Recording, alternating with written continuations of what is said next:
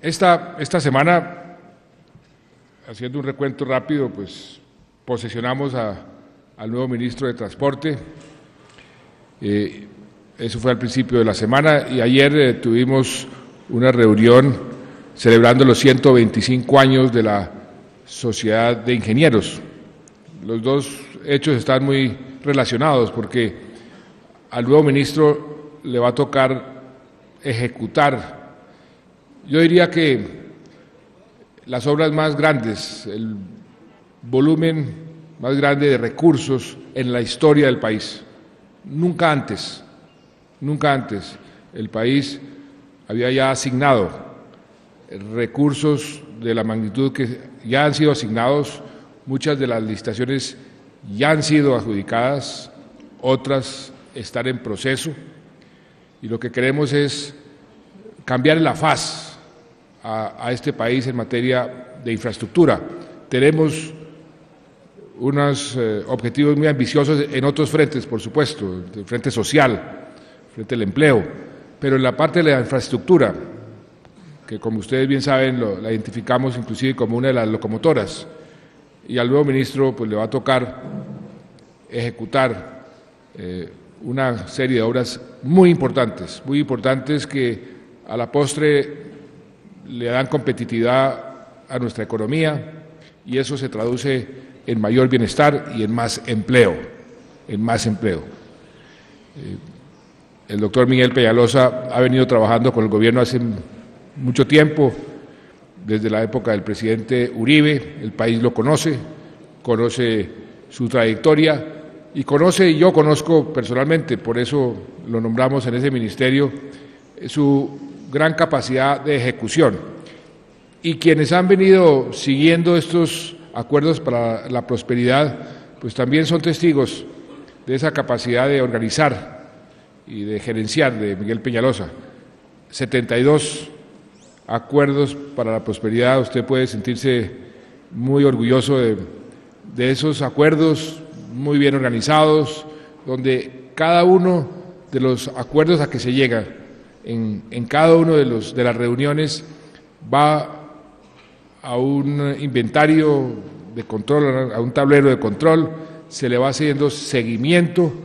No sé, Miguel, si usted, como para hacer esta transición, más tarde nos puede dar el balance de lo que se entrega en materia de cuántos de los acuerdos ya han sido totalmente cumplidos, cuántos van en ejecución, cuántos no se han cumplido, en ese espíritu de permanentemente rendirle cuentas a los colombianos sobre la labor del gobierno. Y yo creo que estos acuerdos sirven fundamentalmente para eso, para hacer acuerdos sobre temas específicos y luego rendir cuentas en materia del cumplimiento de esos acuerdos.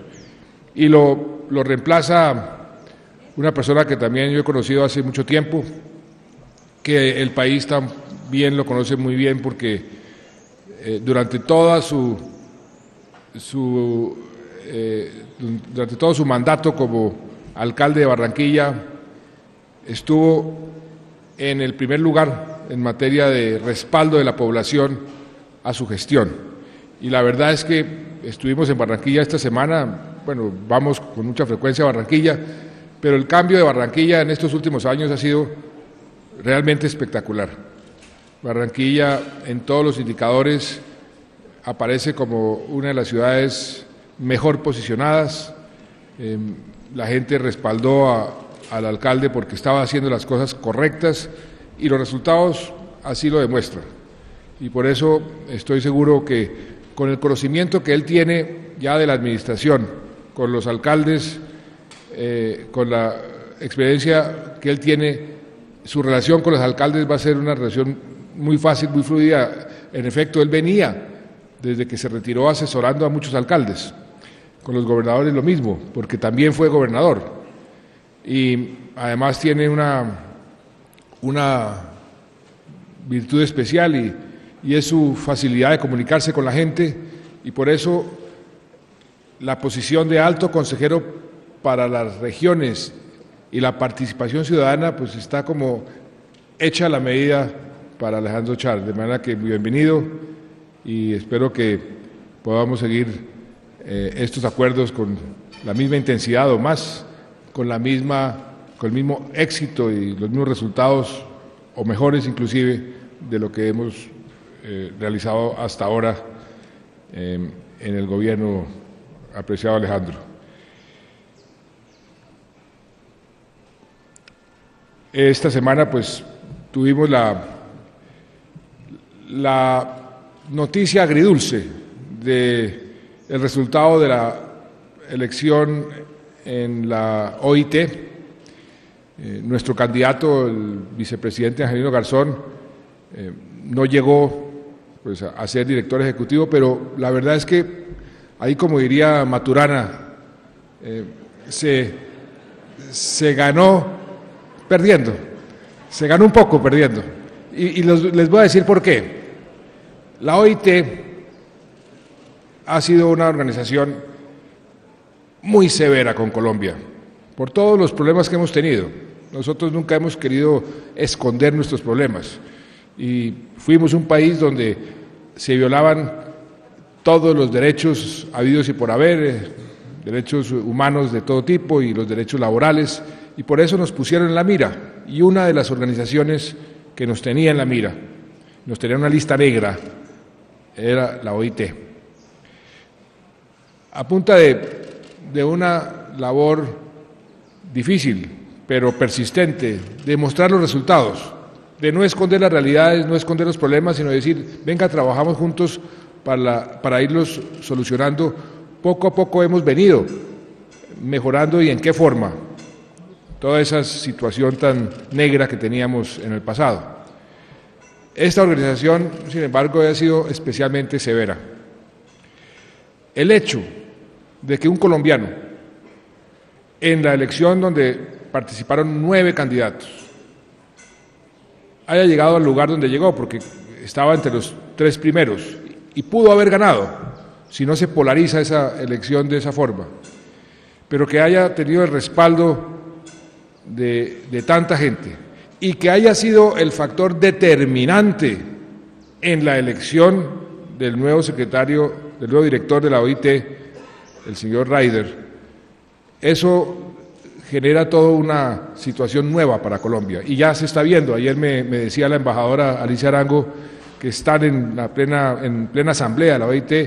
Colombia quedó aquí en otra posición completamente distinta a la que teníamos antes de iniciar esta candidatura, porque tuvimos la oportunidad de ir por todos los países, o los países miembros del Consejo, explicando la realidad colombiana, explicando el progreso que había hecho Colombia y la forma como se adelantó la elección, donde Colombia pues lo hizo de una forma muy transparente y muy elegante, y la forma como determinó el resultado final, pues eso nos ha dejado bien posicionados. Por eso podemos decir que perdimos, sí, pero ganamos en otros sentidos. Esta semana también estuvimos lanzando en la Costa Caribe un programa muy importante, que hemos denominado Todos a Aprender. Se trata de un programa que busca reducir una brecha que para nosotros es prioritaria: la calidad de la educación. Hicimos un inmenso esfuerzo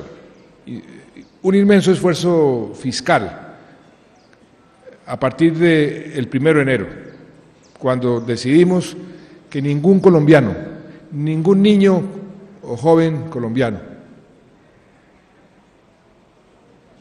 va a tener que pagar un solo peso de grado 0 a 11 en los colegios públicos, ni un solo peso.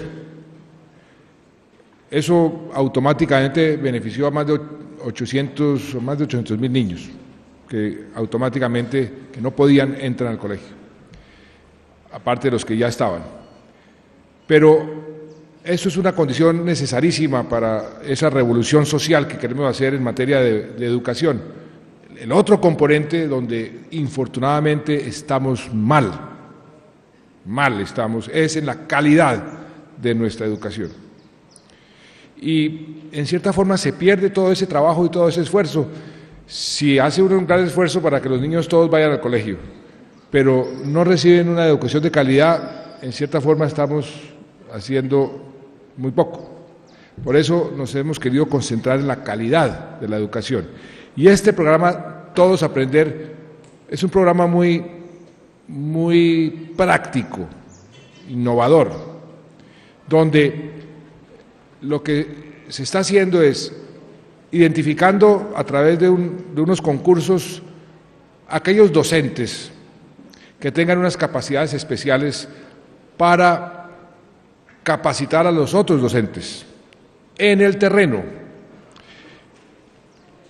Importamos, por así decirlo, copiamos, y con la colaboración de la Universidad de Londres, una metodología para ese fin. Ya tenemos un batallón de maestros o de docentes tutores que están yendo a todos los colegios. Sobre todo hemos empezado con los colegios que están más atrasados, y en el lugar de clase, en las aulas, los tutores ven a sus compañeros maestros, los evalúan, y ahí mismo les comienzan a decir: mire, mejore esto, mejore aquello, la forma de enseñar las matemáticas en esta cosa de aritmética, mejor dígales esto que esto otro. Es un proceso de mejoramiento para ir elevando la calidad. Simultáneamente hemos hecho también un inmenso esfuerzo para entregarle a los niños de más bajos recursos los textos escolares gratis, que ese es uno de los cuellos de botella que existían. A mí me decía mucha gente: mire, presidente, me parece maravilloso que nos den una educación gratis, pero es que no tenemos para comprar los textos escolares. Y ahí se hizo también algo muy importante. Se han repartido o están en proceso de repartirse más de 8 millones de textos escolares. Entonces, ese programa Todos Aprender es muy importante, y lo lanzamos en la costa Caribe, que es una de las regiones que necesita un aumento importante en la calidad de la educación. También en Barranquilla fuimos a graduar, y eso ustedes lo van a ver de ahora en adelante todas las semanas en todas las regiones del país, a las familias de la Red Unidos. Todos los esfuerzos que hemos venido haciendo ya comienzan a producir sus frutos en materia de lucha contra la pobreza y contra la pobreza extrema. Ese sistema que tenemos en la Red Unidos, a través de los cogestores, de identificar las familias una por una y de ayudarles a ir superando unas barreras, unos factores que están identificados, son 45, que tienen que ver, por ejemplo, con cosas tan sencillas como tener identificación, como ayudarle al miembro de familia que no tiene la libreta militar a sacar su libreta militar para poder tener un trabajo, hasta ayudarle a poner un piso de madera o un piso de cemento en lugar de tierra, o que no estén hacinados 5 personas en un solo cuarto. Todos esos factores los vamos chuleando uno por uno. Tenemos 37 entidades del gobierno coordinadas ayudando a este proceso, y ya se están comenzando a graduar esas familias. La meta es muy ambiciosa: 350.000 familias en el cuatrenio, y afortunadamente ya hemos visto unos resultados en materia de lucha contra la pobreza extrema y contra la pobreza muy alentadores. Las últimas cifras que publicó el DANE muestran una reducción entre el 2010 y el 2011 de más de 3 puntos en la pobreza y de 1.7% en la pobreza extrema. ¿Eso en qué se traduce? Que 1.200.000 colombianos dejaron de ser considerados pobres y que cerca de 650.000 dejaron de ser considerados pobres extremos. Ahora, nos falta muchísimo, sin duda alguna, pero con los programas que tenemos en marcha vamos en la dirección correcta. Estuvimos en Bucaramanga, en el Congreso Nacional de la Palma de Aceite, en su Asamblea General. Estaban cumpliendo 50 años los palmeros. Es un gremio muy importante. La producción de palma se ha convertido en un producto muy importante para el país, un producto que además está siendo utilizado para producir el biodiesel, que es una forma de dar energía más limpia, y la demanda por el biodiesel va a crecer precisamente por su impacto ambiental en el mundo entero, y Colombia va a estar muy bien posicionada para poder suplir esa demanda hacia el futuro. Esta producción de palma es una producción además que está siendo situada en áreas que antes nadie hubiera pensado que podría ser un polo de desarrollo. La palma africana, la palma de aceite está siendo sembrada en sitios que hemos llamado de consolidación, donde antes lo único que había eran baldíos o violencia. Tuvimos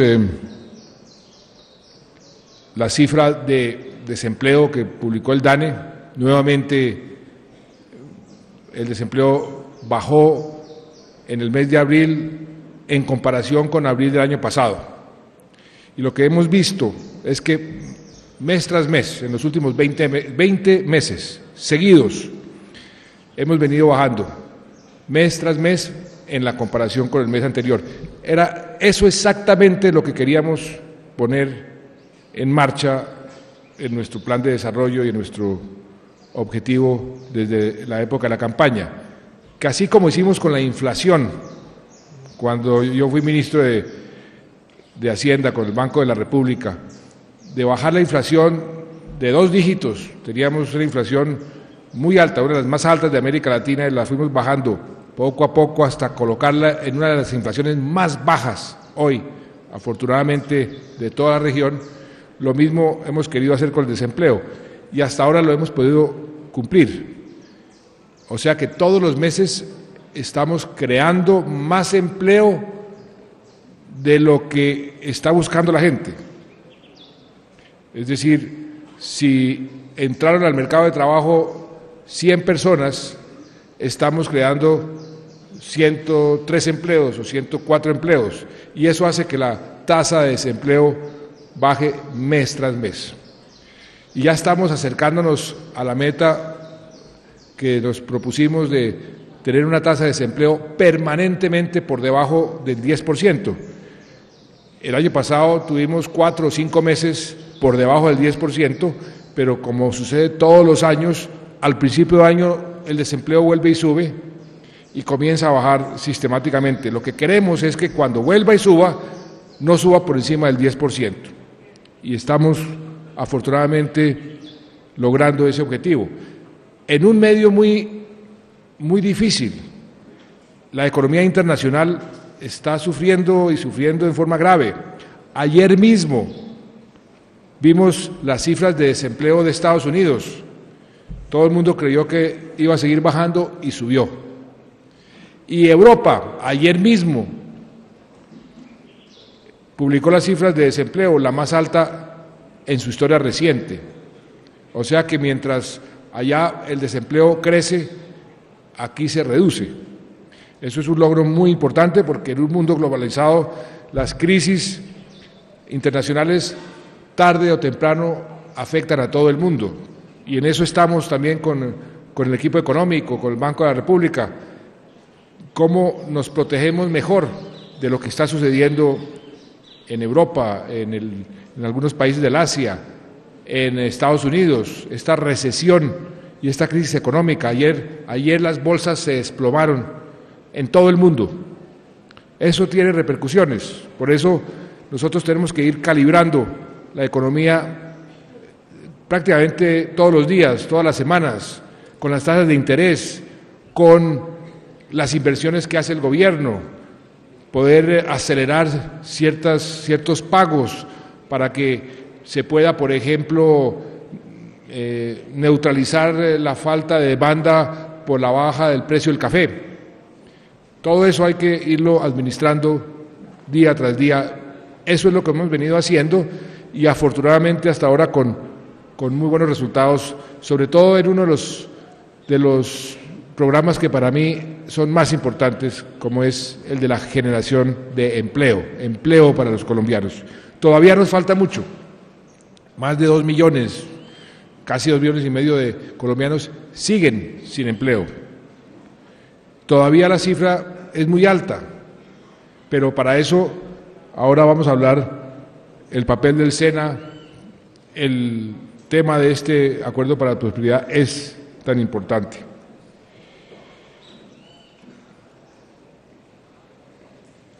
Ayer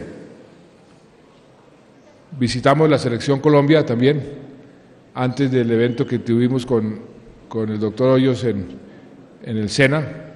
Allá estuve con nuestra selección. Nuestra selección es una buena selección.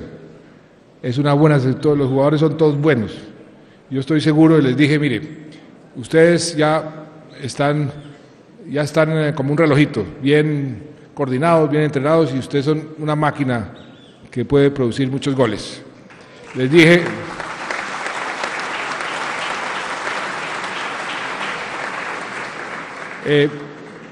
bueno, se van para el Perú y allá pues van a ganar, estoy seguro.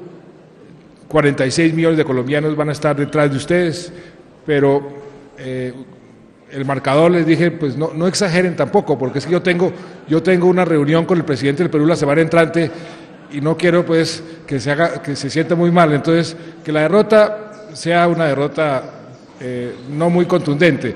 ¿Cuál es su marcador? ¿El suyo? Yo se lo dije ahorita. Bueno, lo importante es jugar bien y por supuesto ganar. Y tenemos una buena selección y les deseamos desde aquí, desde Fusagasugá a nuestra selección, el mejor partido posible.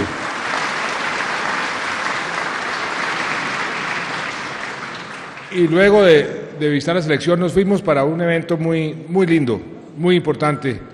Es unas competencias a nivel mundial sobre capacidades de la gente para trabajar. Se llama, el nombre en inglés, no sé por qué no lo han traducido al español, World Skills, capacidades mundiales. Hay un campeonato, unas olimpiadas mundiales, hay olimpiadas regionales y hay olimpiadas nacionales. Ayer les dimos los premios a todos los ganadores en las diferentes modalidades. Ahora el doctor Luis Alfonso Hoyos les dirá en detalle pues de qué se trata eso, porque es realmente importante. Ahí en ese evento pues yo recibí dos informaciones, una de un supuesto comunicado de las FARC, cuya redacción inicial suscitaba muchas dudas, por eso dijimos que de llegarse a comprobar la autenticidad, pues nos pusimos a ver si realmente era auténtico y todas las informaciones que tenemos es que es un comunicado apócrifo, es un comunicado falso. La verdad es que no era consecuente con las cosas que están sucediendo, porque hablaban de paz, hablaban de que por fin llegó un momento para la paz y al mismo tiempo elogiaban la reforma del acuerdo para la paz que está en el Congreso. Entonces eso era muy raro y resultó apócrifo, según me dicen todos los que han hecho la investigación. Y no me sorprende que fuera apócrifo porque las FARC siguen actuando totalmente a contrapelo de lo que están diciendo en algunos de sus comunicados, sus misivas. Hablan de paz, pero lo único que vemos son hechos de terrorismo. Ayer, por ejemplo, el ataque a estos trabajadores de Isagen, que afortunadamente no hubo muertos, todos fueron heridos levemente, ya todos están en su casa, creo que 2 todavía están hospitalizados. Inclusive en el atentado contra el exministro Fernando Londoño, la información que se ha venido acumulando hasta el día de ayer, toda apunta hacia las FARC, toda apunta a que fueron las FARC los responsables. No podemos decir en este momento en forma categórica, porque todavía no tenemos la prueba reina, pero todo apunta a que fueron las FARC. Y ante eso, ¿cuál es la respuesta del gobierno? La respuesta del gobierno es una orden a los señores generales, a los señores miembros de nuestras Fuerzas Armadas, ¿no? Hay que intensificar sus acciones contra las FARC. Más plomo contra las FARC. De eso no quepa la menor duda. Aquí lo que hemos dicho, lo hemos dicho en forma muy clara. Hay una disposición, pero mientras nosotros no veamos una disposición de la otra parte, la acción militar va a ser clara y contundente. Y eso va a ser la política del gobierno sin ningún titubeo. Por último, creo que hay una buena noticia que afecta a todo el departamento de Cundinamarca en esta semana que sucedió en una reunión que tuvieron el señor gobernador, el señor ministro de Transporte y el alcalde Petro. Yo les dije, mire, hay dos decisiones que no se pueden postergar más. Una que simplemente es de sentido común. ¿Cómo es posible que después de semejante esfuerzo con el Transmilenio y con el aeropuerto que se está construyendo en Bogotá, dejemos que el Transmilenio le falte 1,5 kilómetros para llegar al aeropuerto? Eso no tiene ningún sentido. Decía, ¿dónde está la lógica de eso? Eso sí sería el hazmerreír mundial. Pero afortunadamente los problemas eran legales, que es que no había la plata, que como siempre sucede en estas cosas, pero ya hubo un acuerdo sobre eso y el Transmilenio va a llegar al aeropuerto, como sucede en todas las ciudades del mundo, que los sistemas de transporte masivo llegan a los aeropuertos. O vamos a dejar a los pasajeros que carguen sus maletas durante 1,5 kilómetros. Pues eso no tenía ningún sentido. Ese fue un acuerdo. El otro fue el acuerdo sobre la LO. ¿Por qué no nos cuenta, gobernador? Porque yo creo que eso le conviene también al departamento, exactamente cómo fue el acuerdo.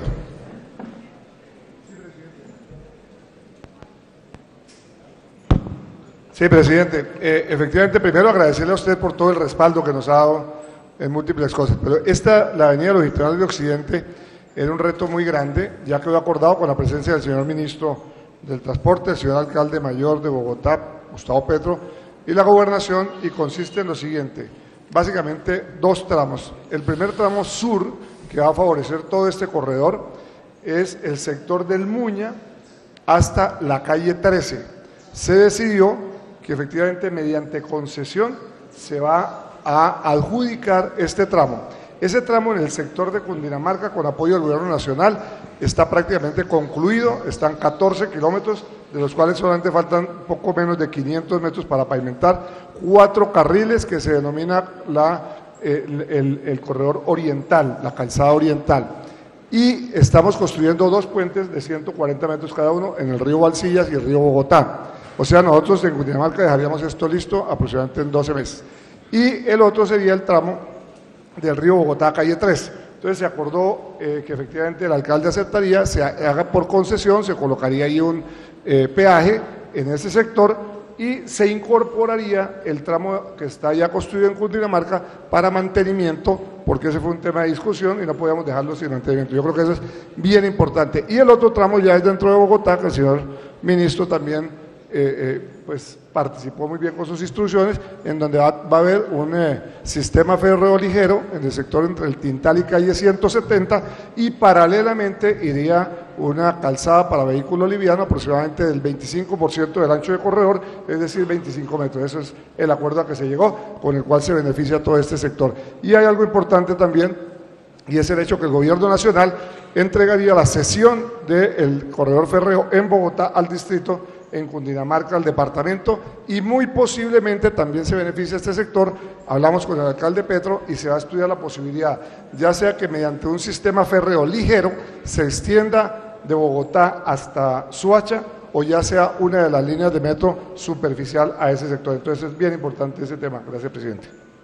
Muchas gracias, gobernador. Pues creo que eso es un buen avance.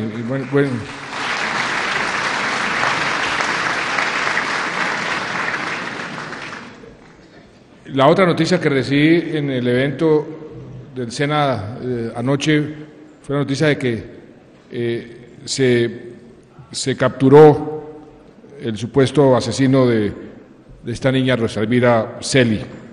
Y muchas felicitaciones a la policía. Pero esto nos lleva también a reflexionar sobre un problema que tiene Colombia, no de ahora, de hace mucho tiempo, y es la violencia contra las mujeres.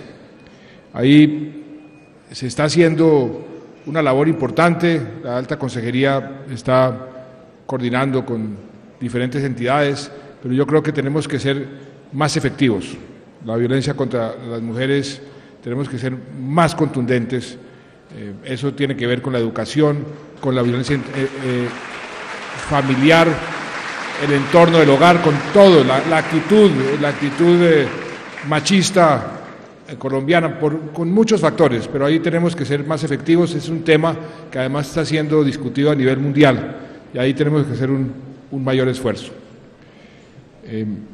Por último, en esta semana recibimos del embajador de Estados Unidos pues su carta de renuncia, como estaba previsto. Con el doctor Gabriel Silva habíamos acordado desde el principio que él sería para la embajada y se encargaría del acuerdo de libre comercio, toda la gestión ante el Congreso, la aprobación del acuerdo, la implementación del acuerdo, y la verdad es que lo hizo en tiempo récord, porque ese acuerdo se aprobó y la implementación se hizo, como ustedes lo vieron, desde el 15 de mayo, está en vigencia el acuerdo. Él me dijo ya misión cumplida, quiere volver a sus actividades privadas, y creo que merece una felicitación muy especial el doctor Gabriel Silva por esa embajada muy efectiva que hizo en Estados Unidos. Y por último, hacer un pequeño resumen en materia de seguridad. Los indicadores que siempre utilizamos en forma recurrente, los mismos indicadores, a nivel nacional, todos los delitos se vienen reduciendo, menos el que siempre ha estado más alto, que es actos de terrorismo. ¿Cuáles son? ¿Cómo se definen esos actos de terrorismo? Pues los petardos que ponen en las estaciones de policía, los llamados tatucos que envían, las ráfagas indiscriminadas de fusil en ciertas poblaciones, o actos de puro terrorismo como los que hemos visto. Eso significa que lo que ellos están buscando, que es hacer ruido, pues están obteniendo ese resultado, pero al mismo tiempo significa que están cada vez más desesperados, porque si tienen que acudir al terrorismo, que es y ha sido, no aquí en Colombia, en todas partes del mundo, una política suicida, porque entre más terrorismo, menos apoyo tienen, pues en cierta forma nos dicen a las autoridades, al Estado, que vamos por buen camino. La presión que estamos ejerciendo sobre esta gente nos está diciendo que los está obligando a ese tipo de comportamiento. Y cuando uno dice, bueno, si las FARC cometen ese acto de terrorismo con Fernando Londoño, por ejemplo. Eso sí es la demostración del desespero absoluto, porque eso no tiene ninguna lógica desde ningún punto de vista, aparte de decir estamos vivos. Y cuando uno tiene que decir estamos vivos, se le viene a la memoria ese refrán, dime de qué presumes y te diré de qué careces. Esa es la forma como tiene uno que ver esta perspectiva de esos actos terroristas.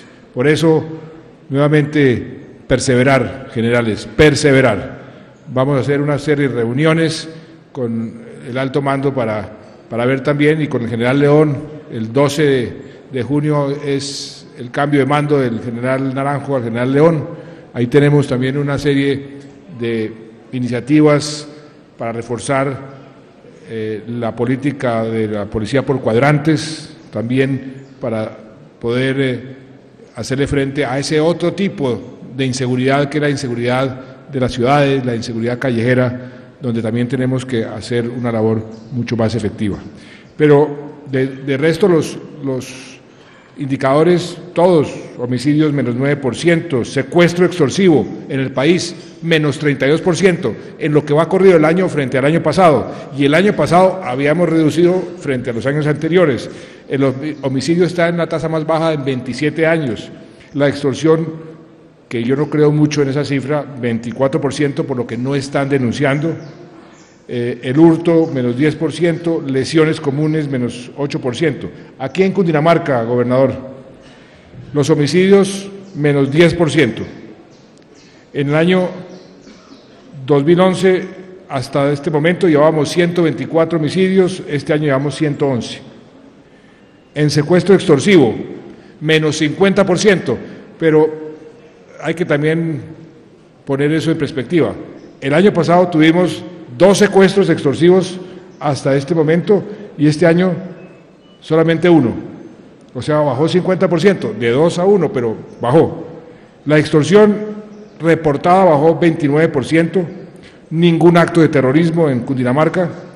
El hurto ha bajado 34% y lesiones comunes 19%, las reportadas. O sea que va bien, gobernador, lo felicito.